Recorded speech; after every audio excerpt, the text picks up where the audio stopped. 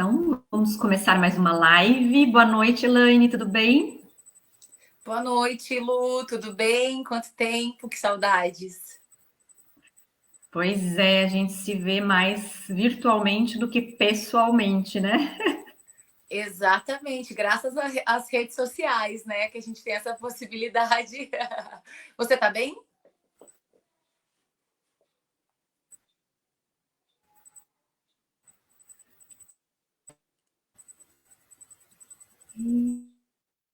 Oi, Lu, acho que travou um Tá. pouquinho Deu aqui. uma sumida, mas voltamos.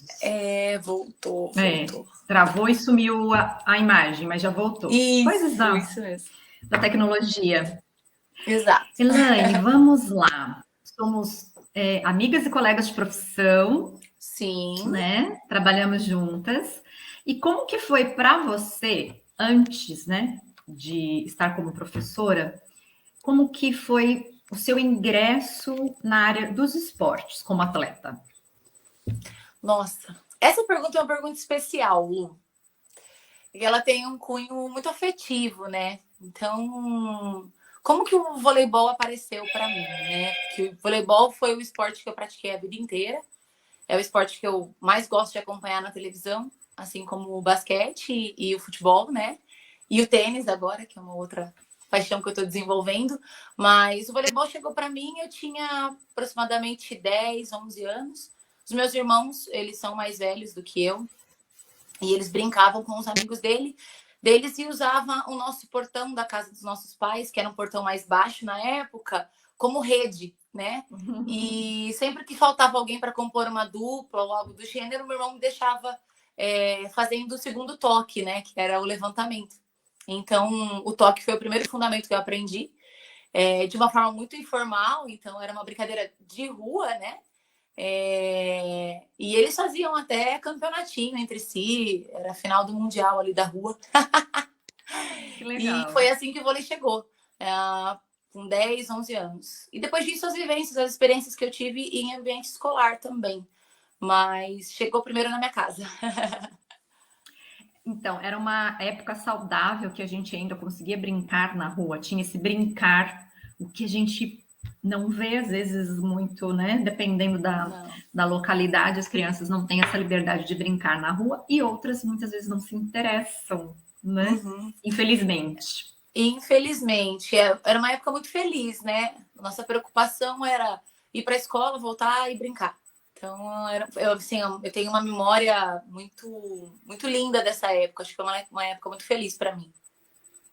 E aí, como atleta do vôlei, você participou de projetos, participou de seletiva, como é que foi? Nossa, vamos lá.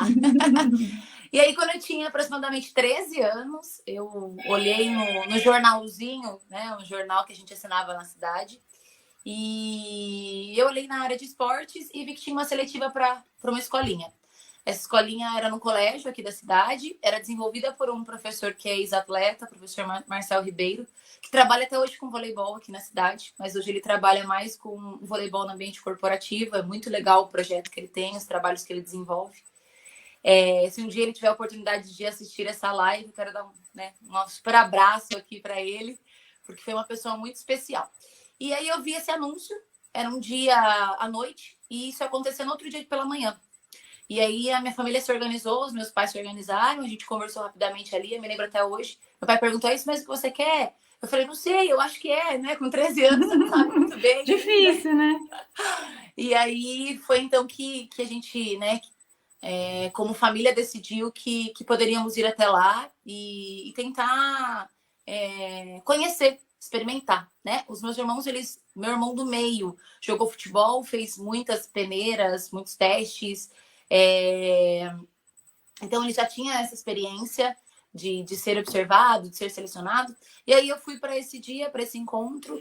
Surpreendentemente, não era um teste para uma equipe de alto rendimento, então ele acolhia as pessoas que chegavam ali, então eu também fui acolhida.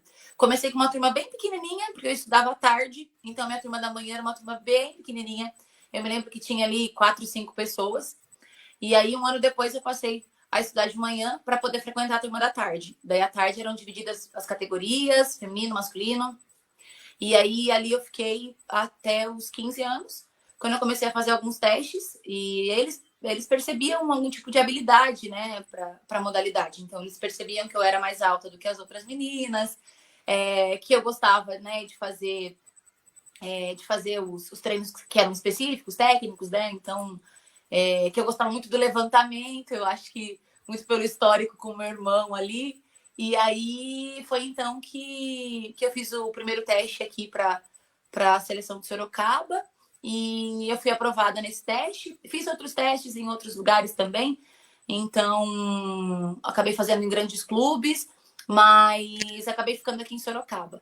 E aí, aqui em Sorocaba, eu tive a oportunidade de me desenvolver, porque daí você sai de uma escolinha 2 vezes por semana, uma escolinha onde qualquer pessoa que tenha desejo de ir era aceita, era abraçada, para um lugar representativo, com outro contexto, com treinos todos os dias, com academia, com fisioterapia. E aí você passa a ter uma responsabilidade, representar um grande município. E aí as coisas começaram a acontecer nesse sentido, né? Eu nunca fui um gênio da bola, nunca fui a melhor, né? Mas eu sempre fui uma das pessoas mais dedicadas. Então, isso sempre me fazia estar entre os grupos, ter um espaço nos grupos. E foi uma época muito feliz na minha vida. Em Sorocaba, eu fiquei dos 15 aos 21.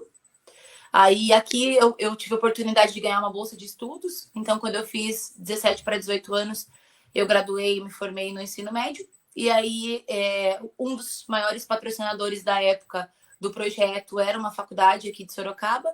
E aí, eu consegui ganhar uma bolsa de estudos 100%, continuar jogando voleibol diariamente, aos finais de semana. Voleibol era a vida, né? Respirava, acordava de manhã, jogava na escola, era uma loucura. E consegui graduar em Educação Física também.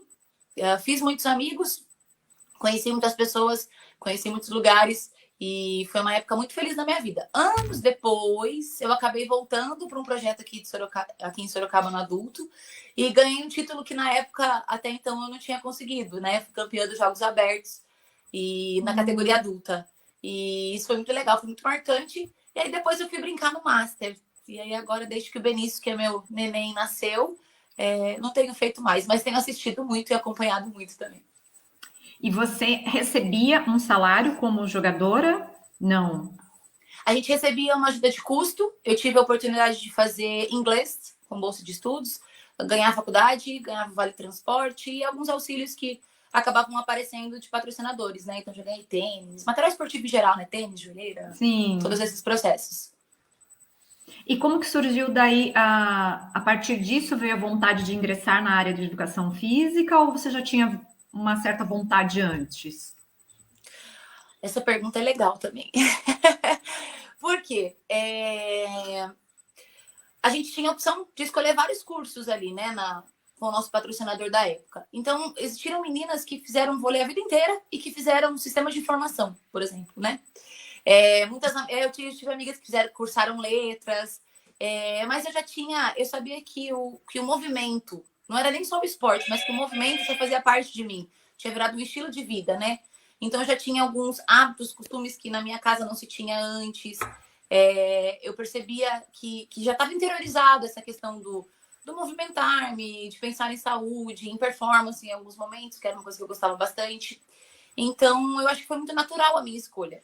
É lógico que todo adolescente, jovem, ali nesse momento de transição, começa a ponderar algumas coisas. A gente ponderou o mercado de trabalho. Meu pai não entendia muito bem o que um professor de educação física fazia.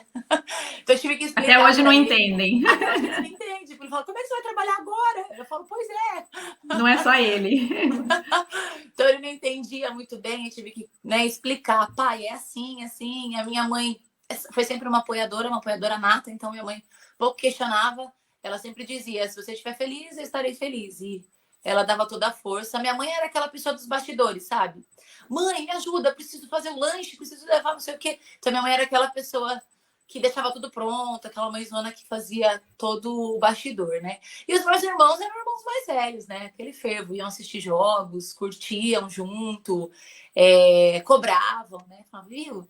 Tem que melhorar isso, aquilo, né? Então, também era muito legal. Mas a educação física, ela veio num contexto muito natural. Eu acho que isso já foi virando um estilo de vida a saúde, o bem-estar, o movimento. E aí, naturalmente, eu acabei entrando. A princípio, eu fiz 3 anos de licenciatura, né? E eu gostei muito do meu curso, eu tinha professores que eram incríveis aqui. Na sequência, eu fiz a complementação, que foi o bacharelado. E eu repito, conheci muita gente também desse mercado, desse meio da educação física. Fiz bons amigos, né? Consegui trabalhar em lugares muito legais. Então, tem sido uma boa escolha. Apesar da tenra idade, né, para a gente decidir, já saindo do ensino médio, muitas vezes a gente não tem ainda certeza se é aquela área que a gente quer seguir, né? A gente fica realmente na dúvida. Elaine, agora me diz uma coisa. Ingressou na educação física, você estava me contando que quando você ingressou já tinha mudado. Eu sou da época da licenciatura plena, então, Que alegria! Que né? alegria!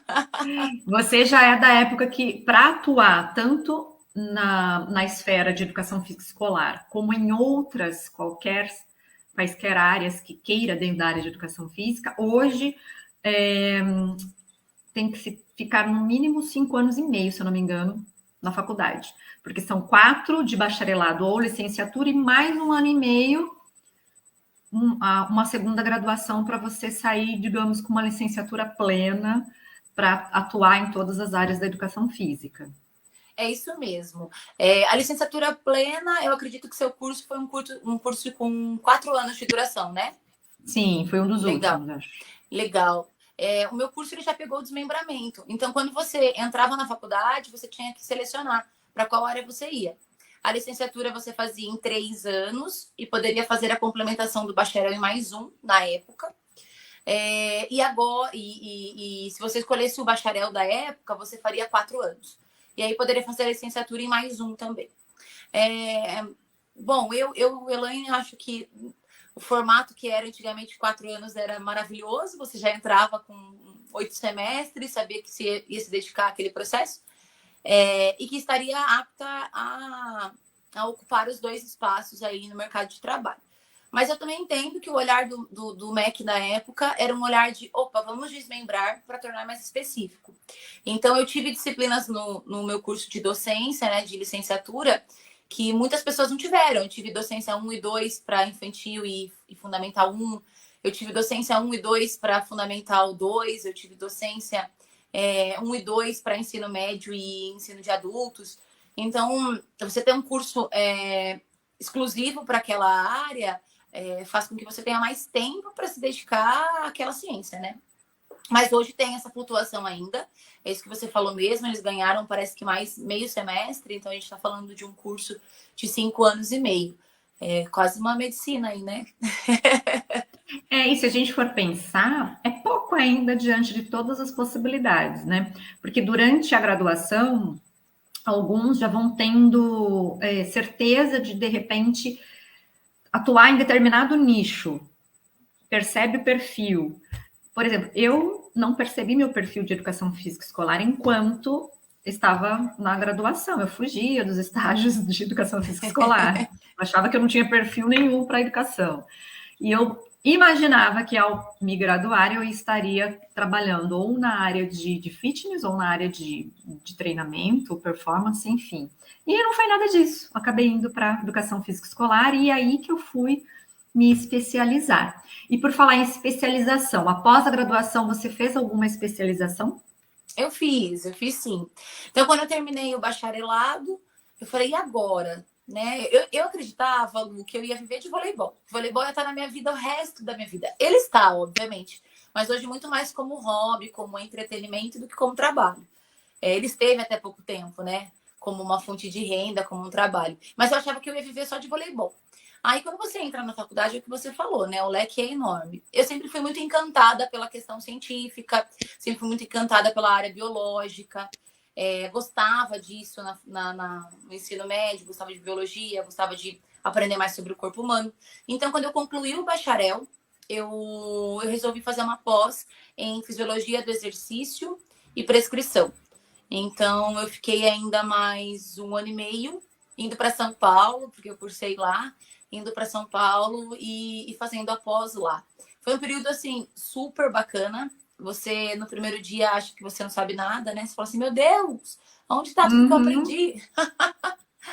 E aí o tempo vai passando, você vai pegando mais afinidade, né? Porque você fecha o leque, Vai né? fazendo os Quando você links. exatamente, né?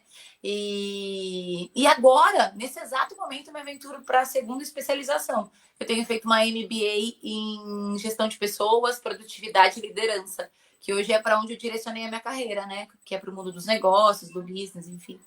Mas, e agora eu estou vivenciando também um formato totalmente diferente, né? Eu fiz presencial, apesar de ser em São Paulo, a primeira pós-graduação, mas essa eu tenho feito online. E eu achava que ia ser muito mais fácil do que está sendo. Então eu tô tendo que me reinventar, sabe? Eu achava que ficava gravado, eu ia assistir, mas não é assim, né? Exige uma dedicação mesmo como se fosse presencial, existem Sim. avaliações tão difíceis quanto, então desconstruiu muito assim dos meus pensamentos sobre essa questão do estudo online e reconstruiu muita coisa. Eu tenho aprendido demais, assim, tem sido muito significativo. Elaine, vamos trazer aqui numa linguagem mais fácil para quem de repente está nos assistindo, que Vamos. conhece pouquíssimo, sabe da educação física daquela que teve lá durante o Não? colégio, vamos pensar assim. Fisiologia do exercício e prescrição. Te dá a, como que eu diria? Você está apta a fazer o quê com esta graduação? Tá, vamos lá. Fisiologia do Graduação não, exercício. especialização, Com desculpa. essa especialização, perfeito. Fisiologia do exercício nada mais é do que estudar o comportamento do corpo humano, então como o seu corpo responde quando você está em exercício. E aí é de qualquer esfera, tá? Então a gente pode estar falando do exercício de alto rendimento, de performance, a gente pode estar falando do exercício voltado para reabilitação, para grupos especiais, cardiopatas, diabéticos, gestantes, idosos. Mas, resumidamente, é isso: é você aprender como o corpo humano funciona quando ele está em determinado exercício. E entender também o que eu posso prescrever. Então, como eu vou diagnosticar todo aquele contexto e o que eu vou prescrever. Então, o que eu vou liberar de treino ou de intervenção ou de sessão de trabalho para essa pessoa que está praticando exercício sobre a minha responsabilidade. Então, resumidamente, é isso. Fisiologia do exercício é o funcionamento do corpo humano durante o exercício. Você poderia atuar como personal trainer. Sim, personal trainer, preparação física de atletas, grupos especiais, como falei, tá? Tá. E aí, de repente, surge a professora Elaine na área da educação física escolar, antes, né, dessa especialização. Ou essa especialização foi durante? Foi durante. Foi assim a história. Essa E história como que também é se muito legal. decidiu, não, eu vou lecionar na área da educação física escolar? Então, engraçado. Porque eu estava fazendo a licenciatura, o meu irmão era uma pessoa que fazia muitos concursos, ele tem um cargo hoje, né, de um cargo público, e ele sempre falava para mim, Elaine, você tem que fazer concurso, vai lá, estuda um pouquinho, faz. Então, eu fiz para várias áreas. E quando eu estava cursando a licenciatura, eu comecei a procurar concursos que eram da educação física. Como eu ia graduar na licenciatura, então eu fui buscar todos os que eram da área escolar. Também não me via dentro da escola, né? Eu passei por muitos dilemas no meu curso de educação, mas eu aprendi muito, ressignifiquei muita coisa, isso foi muito legal também. E aí eu prestei um concurso de Iperó, e aí eu me lembro que eu colei grau em janeiro, fevereiro, e eu recebi a convocação, o chamado, em março. Daí eu já fiz a atribuição das minhas aulas e fui para duas escolas. Duas escolas que eu tenho um carinho imenso, imenso, imenso. As diretoras são maravilhosas, nossa, levo no meu coração as minhas diretoras, as minhas coordenadoras, porque elas me ensinaram a prática, a realidade, né? Porque você fazer os seus seminários é muito válido, é muito significativo, mas nada como a prática, né? Nada como experimentar lá os seus 30 alunos. E aí eu fui para escolas onde a média de idade era a partir dos 4 anos até 10 anos. Então, eu preenchi a minha carga Educação nesse. infantil e ensino fundamental 1. Isso, exatamente. Aí eu fiquei um ano no município aí de Peró, trabalhando na área educacional, participei dos jogos da época, dos jogos escolares da época, eram muito legais, eu adorava. Tá voltando esse ano. Ai, que legal, que legal. Fico muito feliz em saber, viu? Porque, nossa, muito legal. Movimentava, mobilizava muita É uma gente. loucura, né? A gente se vê louca, mas faz Nossa, parte. e pega a carteirinha, e conversa com a mãe, e organiza com a coordenação, é uma E loucura. criança quer, tem hora que ela não quer, aí, nossa, é aquela loucurinha Aí, mesmo. que modalidade que você vai? Ah, eu vou à dança. Daí passa 5 minutos. Não, eu não vou mais. Aquela loucura, né? Mas foi muito legal. Foi uma experiência muito válida. Aí o tempo passou. Eu acabei fazendo alguns relacionamentos aí na cidade, né? Inclusive, acabei te conhecendo nesses jogos escolares da época. E aí, posteriormente, eu migrei para o esporte. E aí, eu comecei a ministrar as aulas de vôlei do município na época. Me lembro perfeitamente. Tinha a bagatela de 0 alunos, né? Quando Tava eu cheguei, começando, né? você falou, precisa ir para as escolas, precisa convidar pessoas. E aí a gente foi para o trabalho, foi arregaçar as mangas. O meu último ano a gente fechou com 120 alunos, algumas medalhas significativas para o município, algumas Porque foram quantos anos? participações. 6, 7, 8? Foram 9 anos de voleibol e 1 ano na educação. Foram 10 anos. Então, E eu me e emociono assim, ao foi uma falar, porque eu sementinha que sinto foi saudades. plantada do vôlei. Foi uma sementinha plantada, né? Que, que a gente tinha que dividir, porque lembra que Tá era travando, Lu.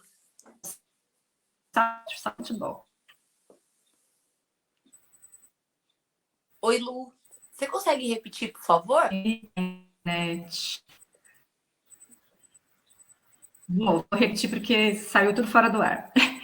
A gente Ai, começou a agora dividir a ficou. fatia do bolo, estava falando, porque era só futebol e futsal, né? Me ouviu?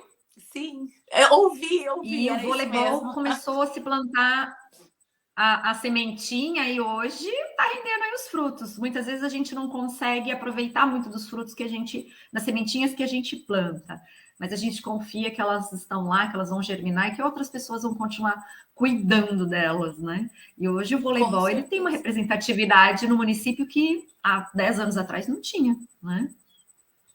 Eu fico muito feliz. Foram dias muito felizes aí. A gente teve a oportunidade de vivenciar muita coisa. Voleibol de quadra, feminino e masculino, voleibol de areia, né? O vôlei de praia. O vôlei adaptado com a terceira idade. Eu tive a oportunidade de trabalhar aí também 1 ano. Foi muito legal, assim, né? A oportunidade de alguns atletas saírem do município para jogarem em outros estados. Enfim, acho que alguns títulos, como eu falei anteriormente, não sei se é isso que é o válido para a história. Eu acho que para a história o que é válido foi toda a mobilização social que a gente fez, trazer muitas crianças, muitos jovens, adolescentes, poder impactar essas vidas, enfim, de alguma forma ensinar alguns princípios que o esporte deixa. Eu penso que esse é o grande legado que ficou, né? Fico feliz por tudo que passou, feliz em saber que deixei uma sementinha aí, que as pessoas seguem regando e que segue crescendo esse projeto. Fico muito feliz. E no projeto, Elaine, assim, você cuidou do projeto, era a treinadora ou era. Aí fica, qual a diferença entre treinadora e técnica? Porque eu acho que de repente faz os dois papéis dentro do projeto. Como que a gente pode diferenciar o treinador do técnico? Dentro do projeto, eu acho que eu fui um pouco de tudo, assim, eu fui um pouco professora, mentora, né? Eu fui um pouco treinadora, eu fui um pouco técnica. O treinador ele tem a vertente de ensinar habilidades. Então, isso a gente fez, né? A gente tinha ali alunos que sabiam zero da modalidade, e a gente foi introduzindo as habilidades, os fundamentos básicos, desenvolvendo outras habilidades que davam suporte para o aprendizado dos fundamentos do voleibol. E depois, quando a gente começou a startar algumas equipes, colocar algumas equipes na competição, aí a gente começou a ter um olhar mais técnico, a gente começou a introduzir um pouco mais da tática. Então, os últimos jogos que a gente participou, a gente fazia preleções, por exemplo, com desenho, com vídeo. A comissão técnica passava praticamente a noite acordado lá nos jogos regionais, nos jogos abertos, para estudar adversários, então, para estabelecer a nossa técnica, para introduzir a nossa tática no jogo. Então, eu penso que a gente foi, a cada momento ali, a gente foi um pouquinho de cada coisa, sabe? Em alguns momentos você precisa acolher como se fosse família daquela adolescente, daquele adolescente, daquela criança. Então, eu acredito que a gente foi um pouquinho de tudo, assim. E depois a Elaine foi para faculdade, trabalhar como professora no ensino superior. Outra experiência. Quantas possibilidades, né, Elaine? Porque, assim, o Nossa! intuito da nossa conversa é mostrar para as pessoas, para o público que não conhece ou conhece só aquela educação física escolar que teve enquanto aluno, que a educação física ela tem N oportunidades. Que nem você saiu de uma posição de atleta, que você gostava muito de esportes, foi para uma graduação de educação física, foi para a educação física escolar, trabalhou com esportes daí como treinadora, enfim, como mentora, técnica. Depois, dentro do ensino superior, ainda tem mais um pouquinho que a gente vai deixar para você contar depois. Agora conta sobre a experiência como professora do ensino superior. Nossa, essa foi uma das mais difíceis da minha vida, assim. Nossa, eu me lembro até hoje da primeira aula. Meu Deus. Como foi? Eu terminei o bacharelado, iniciei a pós-graduação. Quando eu finalizei a pós-graduação, existia um movimento de transição aqui em uma das faculdades que eu cursei o bacharelado na época. E durante esse movimento de transição, alguns professores de muito tempo, que eram de fora de Sorocaba, acabaram deixando a casa. E aí o coordenador da época, que tinha sido meu professor, lembrou de mim, lembrou, né, do desempenho que a gente tinha como aluno e acabou me ofertando a possibilidade de entrar para compor o corpo docente. Então eu tinha 23 anos na época. Eu ficava pensando, meu Deus do céu, o que vai ser de mim? Mas ele segurou na minha mão. Então eu falo e repito que passaram pessoas muito boas, assim, dispostas a me ensinarem, sabe? Então isso foi muito, muito gratificante ao longo da minha carreira. E ele foi um deles, ele segurou minha mão e me ensinou. Olha, Elaine, o slide está aqui, é assim que faz, você vai preparar tantos, mas você precisa introduzir alguns casos, né, alguns exemplos. Então, a primeira aula que eu fiz, eu me lembro até hoje. Eu estava lá ministrando minha aula, né? Aí, na hora que eu olhei pro relógio, faltava 1h40 ainda. Eu já estava acabando o meu conteúdo. Falei, meu Deus, porque eu parecia E um agora? trator. Eu cheguei e comecei. E eu falei, meu Deus, e agora? Então a gente foi aprendendo muito, ganhando didática, ficando mais esperta. Isso me levou a estudar muito mais, porque eu precisava encontrar formas de levar conhecimento para as mais diversas pessoas e que elas entendessem aquilo que eu estava falando, né? Então, eu aprendi a representar aquilo que eu falo com desenho, eu aprendi a explorar um pouco mais da tecnologia, dos slides, dos vídeos, a tornar minha fala um pouco mais lógica, então ter um raciocínio lógico para conduzir uma linha de raciocínio para entregar essa informação. Então, assim, a faculdade ela foi um divisor de águas assim para mim. Eu estudei demais para poder levar cada conteúdo, cada artigo que a gente discutia. E aí, estar também no ambiente prático, ou seja, conciliar esse trabalho com o concurso da época, ter passado pela escola. Durante a faculdade, eu fiz tudo que você possa imaginar. Eu era atleta, mas eu encaixava pequenos estágios nos meus horários livres. Então, eu saía de casa às 5 da manhã e voltava às 11 da noite. Porque todo horarinho que eu tinha livre, e hoje está livre. Então eu vou lá na academia, quero assistir a aula de hidro. Daí, aos pouquinhos, eu fui conhecendo as áreas todas, assim, né, do fitness, um pouquinho do fitness, todas não, mas um pouquinho de fitness, um pouquinho da academia. E aí eu falei, nossa, é pegar toda essa bagagem prática, casar com a teoria e ensinar pessoas que têm o desejo, o sonho de serem profissionais de educação física, né? E aí foi muito gratificante, porque ao meu lado tinham professores doutores, professores mestres que foram ensinando também com muita paciência. Fiz bons amigos, amigos que eu levo até hoje no coração. E trabalhei em 2 universidades, 2 faculdades grandes, em Itu e aqui em Sorocaba. E esse ciclo se findou quando o Maurício nasceu. Né? Quando ele nasceu, eu queria ter as noites livres, e aí a gente acabou findando esse ciclo.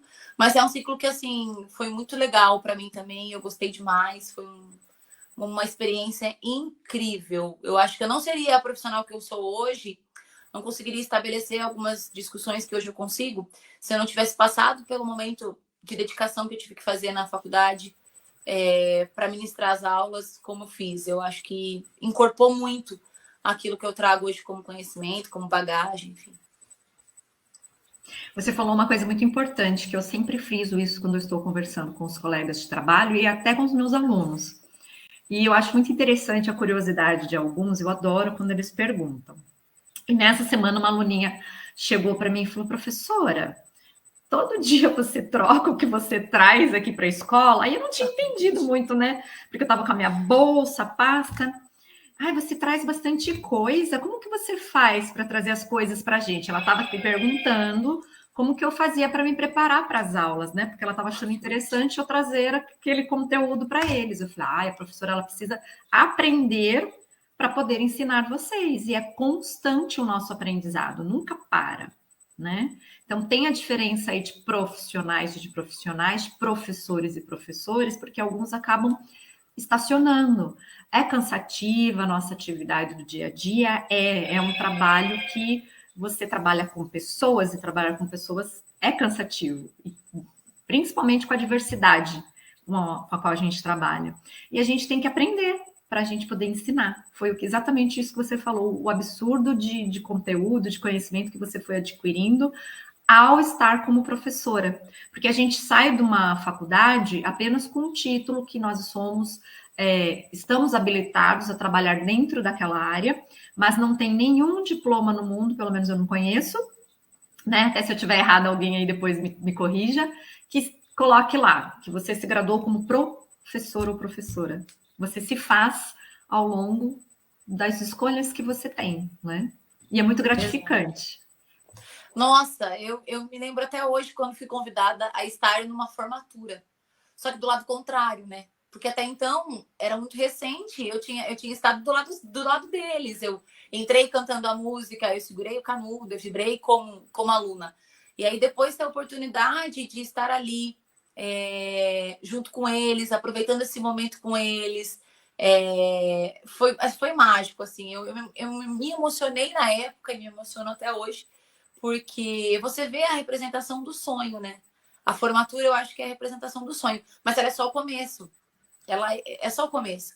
Então, você fecha aquele ciclo de estudo diário com os seus amigos, com a instituição, mas você abre um outro ciclo. Você vai estudar depois, você vai trocar experiência com os profissionais que ficam você sobe um degrau, né?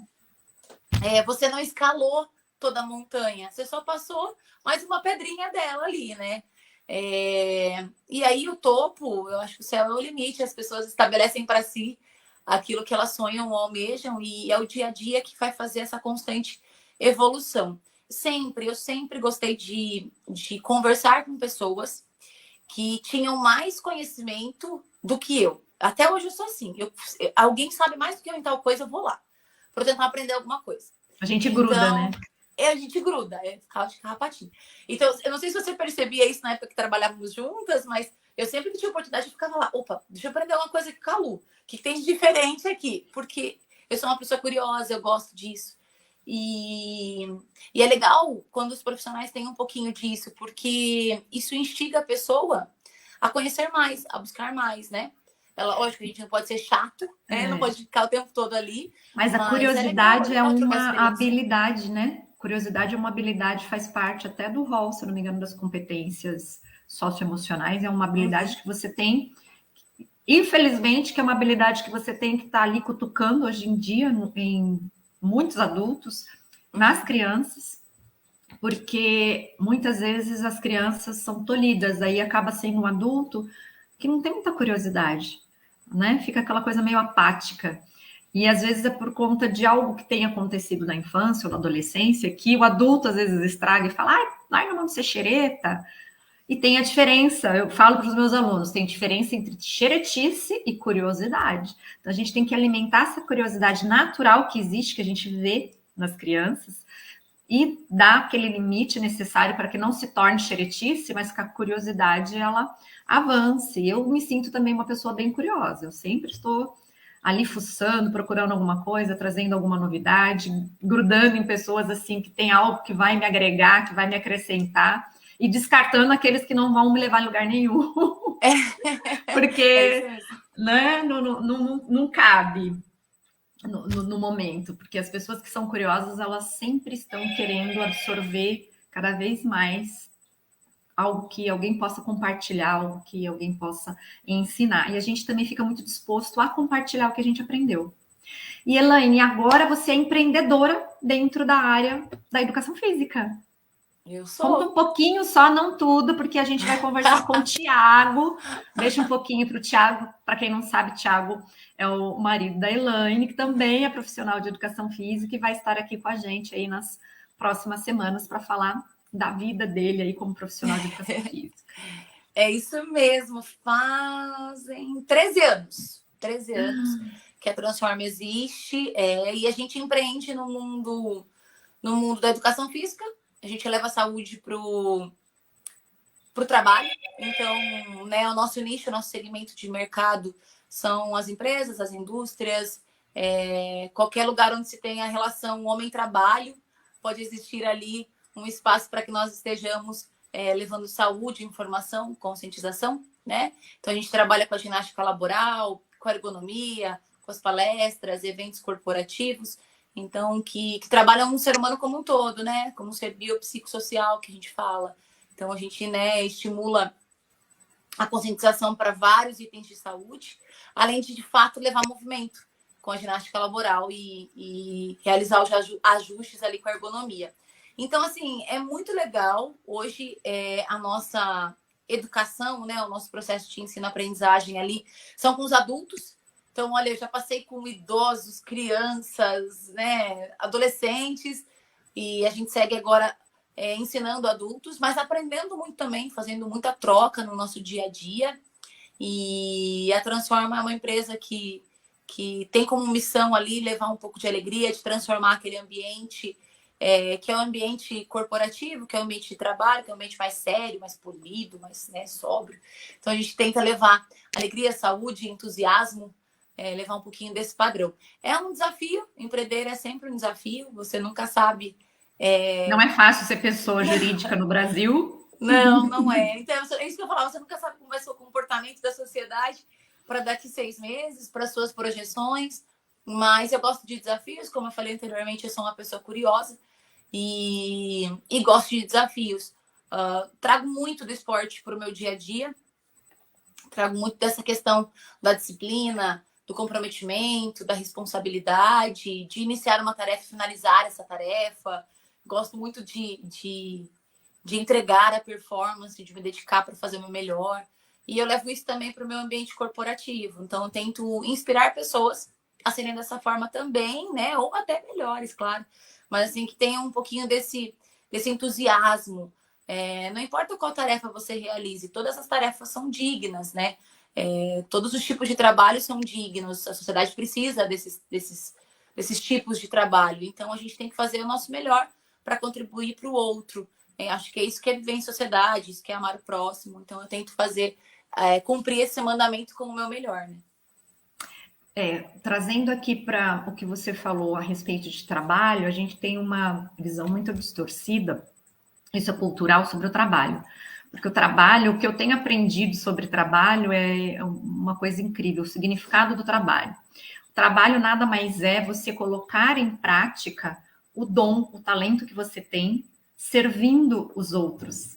E através desse servir, você vai se servir daquilo que você recebeu. É como se a gente tivesse, ao nascer, recebido de Deus um pacotinho, ó, aqui está aqui, todas as suas ferramentas, seus dons, seus talentos, e vai lá, vai e se vira. Só que às vezes a gente demora para descobrir, né, os talentos, os dons que a gente tem. Mas a partir do momento que a gente descobre, é isso que a gente vai desenvolver ao longo do tempo. A gente vai se servir dele para servir os outros. E o dinheiro que a gente vai recebendo com isso é uma consequência. E quando o ser humano ele fica muito focado lá no dinheiro, eu vou fazer isso, vou fazer essa graduação, essa faculdade, porque eu quero ser um profissional, ganhar X daqui a algum tempo, às vezes você pode até ganhar aquele X que você sonhou tanto, mas de repente você não tem tanta satisfação. Mas aí a jornada, o caminho de cada um. E você falando em trazer muita coisa do esporte para a vida, a gente fazer várias analogias, né? Quando a gente está precisando daquela força diante de algumas dificuldades que a gente acredita que não vai conseguir passar por aquele desafio, a gente arruma força, sei lá de onde, e a gente vence o desafio. É a resistência, é a disciplina, que é nada mais do que você fazer aquilo que muitas vezes você não gosta, mas que você sabe que tem que fazer. Né? Disciplina é isso. É você acordar de manhã, às vezes não estou muito disposto para fazer a minha caminhada, meu exercício físico, ou até mesmo para ir trabalhar, mas eu sei que eu tenho que ir. Então, são coisas que a gente aprende muito na educação física escolar, depois no esporte, só que depende do olhar do profissional, depende das pessoas que estão ali envolvidas entenderem isso, né? Porque o profissional de educação física, por exemplo, dentro das escolas, a gente sabe que às vezes, né, alguns coleguinhas pisam na bola. Mas ele é muito conhecido às vezes porque, lá, a tia da brincadeira, lá, vai jogar bolinha. E não é só isso, né? Tem todo um contexto, tem todo um porquê de fazer o que a gente faz e como a gente faz. Indo um pouquinho mais além, lembrando da sua época de atleta, hoje se fala muito das habilidades socioemocionais. E com o período que nós vivemos nos últimos 2, 3 anos, isso aflorou de uma forma que as pessoas estão parecendo assim meio fora da casinha de um jeito não positivo, mas negativo, né? Então, parece que todo mundo está surtando. O controle emocional, vamos pegar aqui a parte do esporte, você como atleta, você é uma atleta tão preparada quanto o seu adversário, a sua adversária. E aí, o fator controle emocional vai fazer a diferença? Você, como atleta, me responde essa pergunta. Essa pergunta é legal também. Lu, não tenha dúvidas. O fator mental ele é fundamental para qualquer esporte. E aí eu vou falar especialmente do vôlei, né? O voleibol, quando você erra, você fica em evidência, né? Ele é um esporte extremamente coletivo, de muita precisão. Então, a partir do momento que você erra, o erro é muito individualizado. Então, imagine que eu tô com a bola para fazer o saque. Se o saque foi para fora ou ficou na rede, quem errou? A sacadora ali, a Elaine. Então, o controle mental, o trabalho para remover a passagem do erro rápido. Então, para você se desconstruir e reconstruir rápido, precisa acontecer, né? A tomada de decisão precisa acontecer. Então, às vezes, em um rally, você está com milésimos de segundo. Será que eu antecipo ou não antecipo? Será que eu coloco mais força ou menos força nesse movimento? Então, essa tomada de decisão também é extremamente importante. O errar, o acertar, o ganhar, o perder. Acho que todas essas situações, elas vão levando você a sentir medo, ansiedade, Frustração. em alguns momentos, frustração, né? Em alguns momentos, alegria, né? Tomei a decisão certa, que legal, vou vibrar, vou extravasar. Então, esses sentimentos todos, às vezes, eles ficam dentro de você ali numa mesma partida, muito à flor da pele, né? Então, você conseguir dosar cada sentir ali e estar frio no sentido assim de poder calcular um pouco mais daquilo que você deseja trazer da sua emoção para aquele momento, eu acho que esse é o grande desafio, porque é como você disse, especialmente no alto nível, quando você pega grandes jogos, né? Olimpíadas, por exemplo, finais de Superliga, é tão igual, é tão parecido. Eles se conhecem tanto, eles estudam tanto, eles sabem para onde estatisticamente aquela pessoa vai, eles sabem qual movimento aquela pessoa faz em determinada situação. É tudo tão já organizado. O que é imprevisível? O comportamento daquela pessoa. Como que ele vai reagir àquela final, àquela pressão. aquela fase classificatória importante. Então, esse controle mental, essa tomada de decisão, ela é muito, muito significativa. Eu me lembro de um trabalho que foi feito quando eu era ainda juvenil, 17 para 18 anos, alguns universitários procuraram os times da cidade aqui. O vôlei foi um deles. E aí, esses universitários ficaram 6 meses fazendo um trabalho em grupo, de psicologia em grupo. Então, a gente teve a oportunidade de fazer um trabalho de aumento de confiança, porque não é só você que tem que confiar em si, mas o seu colega também tem que confiar em você. Então, como é que eu dou oportunidade, né? Como eu vou abrir o meu espaço de confiança ali para alguém que eu estou conhecendo há pouco tempo, que eu não sei como vai se comportar na hora de decidir determinada bola. Então, foi muito legal esse trabalho, porque a gente passou a conhecer mais de si e mais do outro, para a gente poder encaixar um grupo e tornar esse grupo um grupo mais coeso, um grupo mais homogêneo ali. Você também trazer, alinhar as perspectivas, os egos, enfim, todas as situações que às vezes são indesejadas, mas estão ali, também é extremamente importante. E eu levo isso até hoje para mim. Então, eu acho que eu sou uma pessoa que tem facilidade em conviver em grupo. Então, eu tenho habilidades sociais, eu gosto de estar com pessoas, né? Porque o esporte é muito coletivo, então me levou a conviver com muita gente. Em uma situação difícil no meu trabalho, eu penso, opa, o que eu vou fazer para reverter essa situação? Como que eu vou sair dessa situação, né? Tá 24, 23, tá difícil para mim aqui. Como que eu vou sair? Então, eu faço muitas analogias no meu dia a dia de tudo que o esporte deixou como marca positiva, né? Para minha vida. Então, isso é muito legal também. Eu acho que eu seria um ser humano muito diferente se o esporte não tivesse entrado nele, se a educação física não fosse a minha escolha. Eu não sei que ser humano eu seria, né? Mas, assim, eu sou muito feliz com o ser humano que eu me tornei e tento buscar evolução em torno de tudo que a gente tem como bagagem mesmo, né? E a gente tem muito disso, né? A gente consegue, eu acredito que a gente até, não só pela profissão, mas a gente acaba tendo, às vezes, o mesmo ponto de vista. A gente consegue trazer muito do que a gente aprende dentro da nossa área para o dia a dia. E até quando a gente aconselha, não é que alguém pediu conselho, a gente, às vezes, eu sou meio xereta, às vezes, dá conselho, né? Não é dar conselho, às vezes você conversar e contar algo que possa, uma experiência, por exemplo, que possa ajudar alguém num determinado momento ali da conversa, do contexto.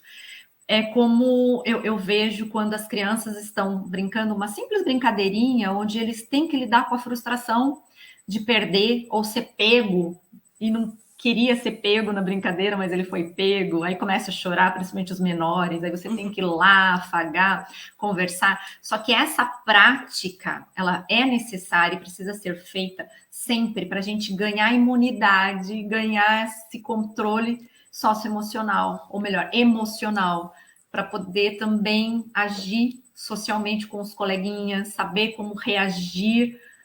E eu acredito que às vezes está faltando isso em algumas casas, vamos dizer assim, que as crianças vêm tão frágeis às vezes para a escola que qualquer coisinha, nossa, aí choram, ou se estressam, ou já não pode olhar torto, que daí já começa aquela intriga, principalmente os mais velhos. Então tá precisando brincar mais, né? Tá precisando ganhar, perder, isso, faz parte. Até eu tenho um acertar, pessoal errar. tem um pessoal que brinca que alguns hoje são aquela criação Nutella, geração Nutella, né? Que são muito assim, nossa, não pode nada, que de repente já estão se frustrando, já estão falando que tá depressivo, e não é isso. E a melhor farmacinha que tem é dentro de nós, a partir de um exercício físico que a gente pratica, que vão se liberando aí os hormônios e a gente fica cada vez melhor, cada vez mais feliz quando a gente se movimenta. Porque a gente foi feito para se movimentar, né? Até eu brinco, ó, se a gente não fosse para se movimentar, a gente seria uma tábua. Para que tanta articulação? Não teria necessidade, né? Exatamente, exatamente. Eu tenho tido a oportunidade de conviver com o Benício, que é meu filho, ele tem 2 anos, ele está passando por essa fase da frustração, né? Como você falou. E ele ainda não sabe nomear os sentimentos, então a única reação que ele tem quando ele se sente mal é chorar, né? E aí eu tenho trabalhado com ele o quesito assim, filho, aqui em casa a gente pode falar. Então, o que você está sentindo? Você ficou triste? Daí ele dá uma seguradinha, ele pensa, fiquei. Aí eu falo, então como é que a gente pode fazer para ser melhor nisso? Daí eu vou explicando, vou conversando. É claro que isso eu estou fazendo com uma criança, né, dentro do aconchego do meu lar. Isso é muito diferente quando você está numa escola com 30 crianças. Sim. Mas essa sua conduta de ir conversar, explicar, vai dando sentido, né, para todo esse sentimento que a criança vai tendo, que o adolescente vai tendo.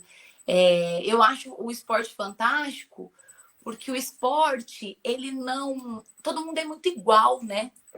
Quando você coloca... Eu sempre falava isso lá em Iperó. Falava, a gente vai jogar com a cidade tal. Aí o pessoal ficava, ai, meu Deus, essa cidade é enorme. Ai, meu Deus, elas são enormes. Aí a gente já começava, mas então...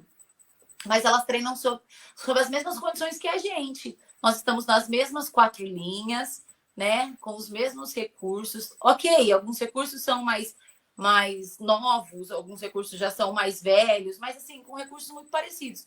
Então eu falava assim, nós estamos em um pé de igualdade, a gente precisa se colocar nesse pé de igualdade. E aí aprender a lidar com o seu erro, com o seu acerto. Eu tenho uma amiga que por um tempo foi nossa técnica aqui em Sorocaba também, e hoje ela é árbitra nacional. É muito legal. A Josi, ela falava o seguinte, quando alguém pegar a bola para sacar, ou para fazer qualquer decisão, essa pessoa tem que ir pensando, eu vou acertar. Se essa pessoa já pegar a bola e falar assim, ai meu Deus, eu vou errar, ela aumenta a chance do erro.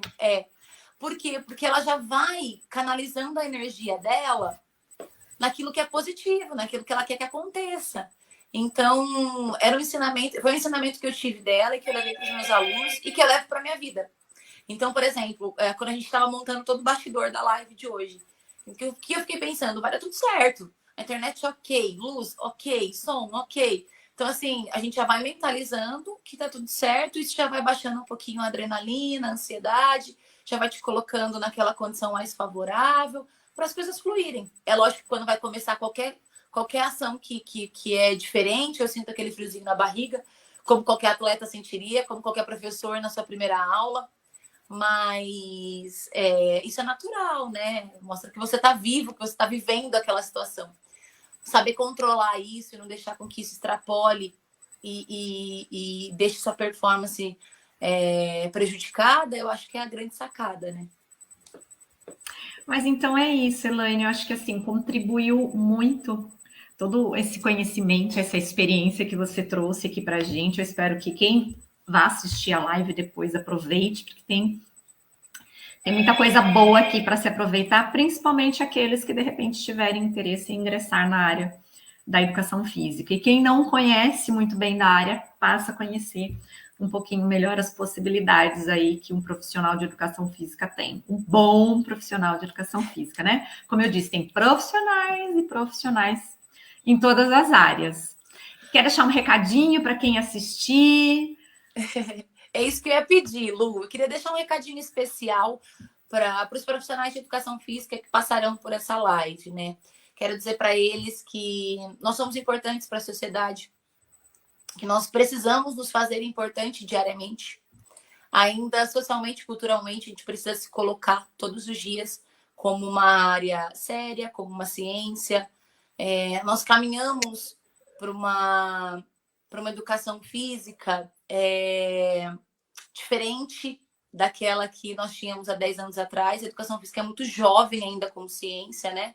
Como área de formação profissional. Mas se eu pudesse deixar um recado aqui, experimentem. Experimentem o máximo que vocês conseguirem. Façam estágios, arrisquem conhecer várias áreas, vão a campo, conversem com pessoas, troquem experiências, sejam curiosos, porque uma hora ou outra esse leque enorme da educação física vai te fisgar, vai te encantar. E aí eu tenho certeza que as pessoas que escolhem essa profissão, elas levam como missão muito mais o lado humano dessa profissão, do que só os benefícios fisiológicos dessa profissão. Então, eu desejo que as pessoas sejam curiosas para conhecer a educação física, né? E para os demais que passarão aqui, que são alunos de outras áreas, que são apreciadores dos conteúdos que você gera, valorizem diariamente o trabalho dos profissionais da educação física. Muitas vezes em condições super difíceis, os profissionais eles acabam colocando de si, colocando mais e mais de si. Então eu penso que é uma valorização mútua, né? Sociedade, profissionais, para que nós tenhamos aí cada vez mais uma educação física fortalecida. Eu acredito muito na educação física como transformação em qualquer área, na escola, no esporte, né, na empresa, enfim, no hotel. Eu acho que a educação física ela é gigante. A gente só precisa aprender a colocar a educação física para a sociedade dessa forma. Eu acho que é isso. Me sinto muito honrada, lisonjeada pelo convite. Tenho muito a aprender ainda. Eu aprendo sempre com você. Então é sempre muito bom estar com Imagina. você. Então, muito obrigada. E eu estou à disposição. Quem precisar de qualquer coisa da área, bater um papo, falar sobre esportes, enfim, eu estou à disposição sempre. Eu que agradeço a sua disponibilidade, lembrando que a gente cuida não só do corpinho, mas da alma e da mente, né, Elaine? É isso mesmo. O ser humano de forma integral, não é só o corpinho. Completa. Biopsicossocial, é isso aí. Muito obrigada. Aí a gente vai tricotando depois aí, porque o nosso próximo convidado é o Thiago, né? Que legal. Ele deve estar assistindo aí a gente aí também. Tá, Li, muito obrigada de coração. Ai, meu Deus, aguenta. Usa a farmacinha lá para abaixar a ansiedade. Beijo para você. Obrigada. E a gente marca um encontro não virtual, mas daí físico. Com certeza. Um bom café e um abraço, né? Então, muito obrigada. Bom descanso e até a próxima. Obrigada. Obrigada por quem acompanhou a gente aí também. Obrigada.